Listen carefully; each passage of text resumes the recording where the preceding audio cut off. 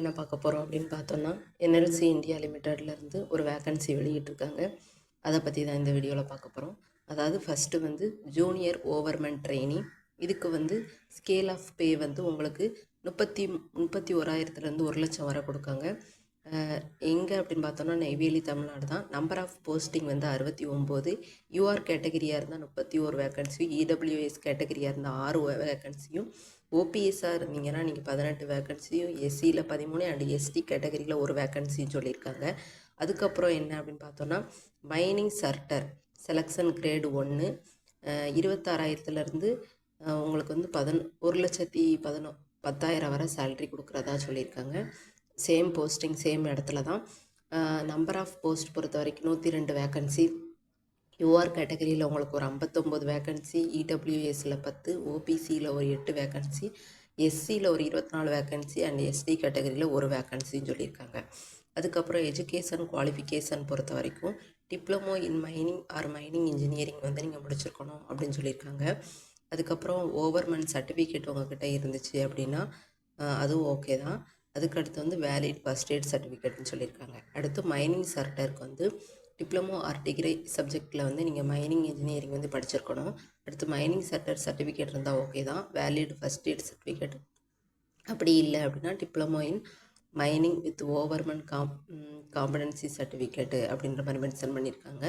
அடுத்து நோட் பண்ணியிருக்காங்க பாருங்கள். ஓவர்மேன் ட்ரெயினியில் வந்து 60% வந்து யூஆர் ஓபிசி என்சிஎல் இடபிள்யூஎஸ் கேண்டிடேட்டும், 50% வந்து எஸ்சி எஸ்டி கேண்டிடேட்டும் போஸ்ட்டில் வந்து இருக்கணும் அப்படின்ற மாதிரி சொல்லியிருக்காங்க. உங்கள் குவாலிஃபிகேஷன், அதாவது உங்கள் குவாலிஃபிகேஷன் வந்து இவ்வளோ பர்சன்டேஜ் இருக்கணும் அப்படின்னு சொல்லி மென்ஷன் பண்ணியிருக்காங்க. அதுக்கப்புறம் வந்து ஏஜ் லிமிட் கொடுத்துருக்காங்க. ஏஜ் லிமிட் பொறுத்த வரைக்கும் SI grade UR or EWS வந்து 30 வயசும், ஓபிசி வந்து 33 வயசும், எஸ்சி கேட்டகிரி 35, எஸ்டியில் வந்து 35 இருக்கணும் அப்படின்னு சொல்லியிருக்காங்க. அதுக்கப்புறம் SG1 கிரேடுக்கு வந்து யூஆர் யூடபிள்யூஎஸ் வந்து 30 வயசும், ஓபிசி வந்து 33, எஸ்சி கேட்டகரி 35 அண்ட் எஸ்டியில் வந்து 35ன்னு சொல்லி மென்ஷன் பண்ணியிருக்காங்க. ஒரு டைம் செக் பண்ணி பார்த்துக்கோங்க. அதுக்கப்புறம் வந்துட்டு சேல்ரி டீட்டெயில் கொடுத்துருக்காங்க. எஸ்ஐ கிரேட் ஃபஸ்ட்டு வந்து உங்களுக்கு பெர் ஆனம் ஒரு 1 இயருக்கு வந்து 8.53 லட்சம் அப்ராக்சிமேட்டாக இருக்கும் அப்படின்னு சொல்லியிருக்காங்க. அடுத்து SG1 கிரேடில் வந்து அப்ராக்சிமேட்டாக உங்களுக்கு 1 இயருக்கு வந்து 7.16 லட்சம் இருக்கும் அப்படின்னு சொல்லி மென்ஷன் பண்ணியிருக்காங்க. அதுக்கப்புறம் அப்படின்னு பார்த்தோம்னா செலெக்ஷன் ப்ராசஸ் எப்படி அப்படின்னு சொல்லியிருக்காங்க. ரிட்டன் டெஸ்ட் கண்டக்ட் பண்ணுவாங்க 100 மார்க்குக்கு. அதுக்கப்புறம் வந்துட்டு உங்களுக்கு வந்து பேப்பர் 1 பேப்பர் 2 அப்படின்னு சொல்லி 2 மெத்தடில் வந்து செலெக்ஷன் இருக்கும். Part 1 part 2.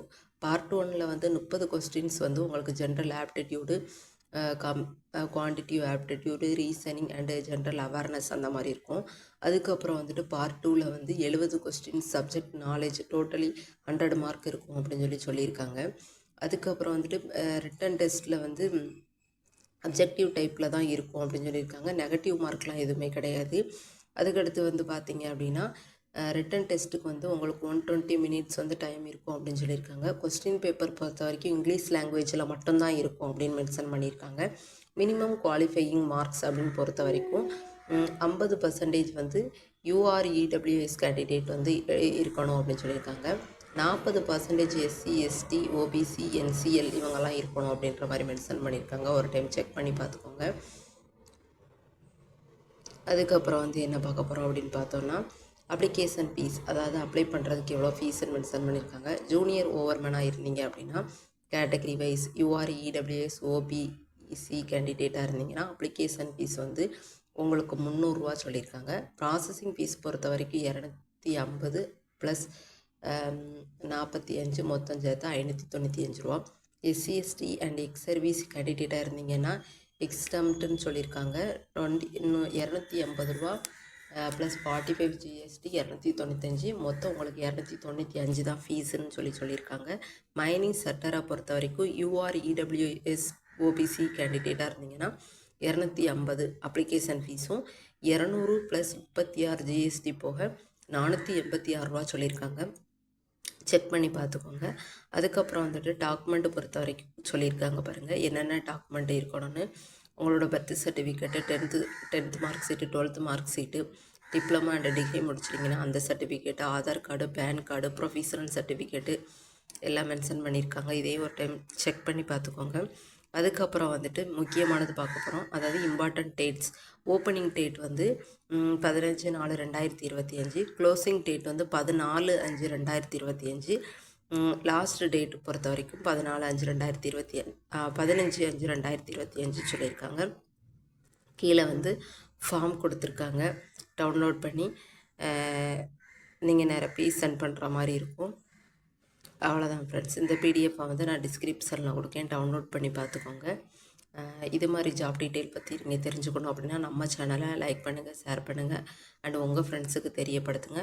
மேலும் இது மாதிரி வேறு ஒரு வீடியோவில் பார்க்கலாம். Thank you friends.